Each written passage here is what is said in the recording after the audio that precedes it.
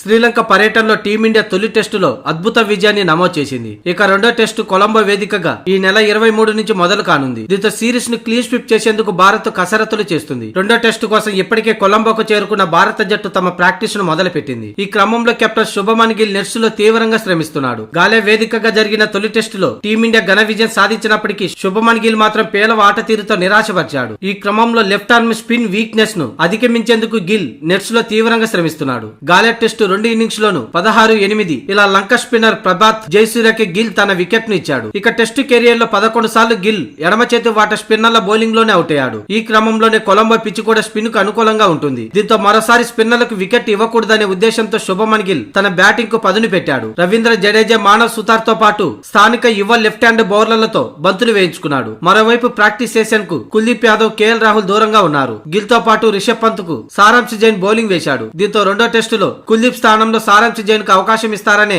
కథనాలకు బలం చేకూర్చినట్లయింది.